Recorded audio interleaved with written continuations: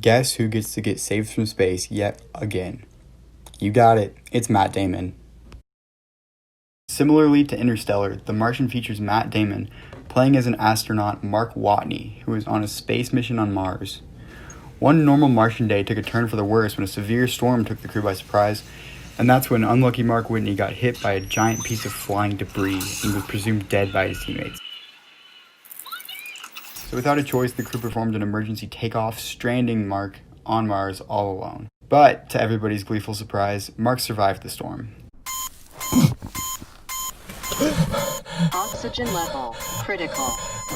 His only problem now was that he had to find a way to survive on an empty planet with only the gear left behind from the mission. Eventually, he's able to get in touch with Earth, and the movie proceeds with a series of stressful events as Mark tries to stay alive and scientists on Earth try to organize a rescue mission. Ridley Scott directed this movie and did a fantastic job. It isn't your typical science fiction movie, that's for sure. And one of the most notable reasons for why it isn't is how funny it is. Although Mark is faced with awful circumstances and is constantly dealing with things going wrong, he stays admirably optimistic and funny. I am the greatest botanist on this planet. Ridley did a really good job of balancing the humor aspect of the story with suspense. He uses multiple close-up shots of Watney to show his emotion when things get extra difficult on Mars. As Mark continues fighting to survive on Mars, another story is unfolding on Earth. Their challenge is to somehow get Mark home safely in a very small time frame. High-level NASA officials do the majority of the problem-solving regarding the rescue mission. However, there are a few lower-level characters who become involved in the middle of everything. I think that using a character who would regularly be seen as irrelevant to get caught up in like the middle of the action, it adds a wholesome effect to the film, and it makes it more enjoyable because the viewer feels relatable to that lower-level person, as it could be anybody. It could be you, it could be me, it could be any person, and it happened to be that one person. What blows my mind about this movie is how the director was able to make a fairly boring, desert-looking planet look extremely interesting.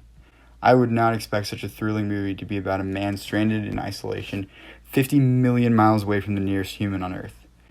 Ridley Scott pulls this off by incorporating some awesome Martian landscapes with a wide-angle view.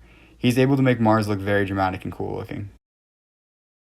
The only complaint I would have about The Martian is that after the beginning few scenes of the movie, Mark's crew doesn't really get a whole lot of attention. They kind of are just in the background as the story unfolds between Mark and the scientists on Earth trying to figure out how to get him home. And I feel like we kind of missed out on the space mission back to Earth and everything that goes on with the crew, which might have made it a little bit more interesting. But overall, it really doesn't make the movie any less entertaining. After some serious suspense, the movie ending does eventually come, and it is happy. There are some powerful lessons that were also incorporated into this movie as well, though.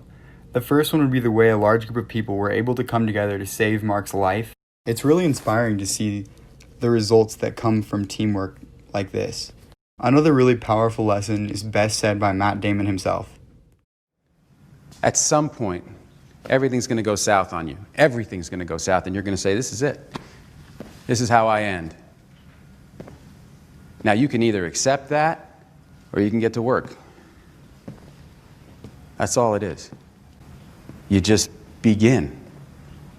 You do the math. You solve one problem, then you solve the next one, and then the next. And if you solve enough problems, you get to come home.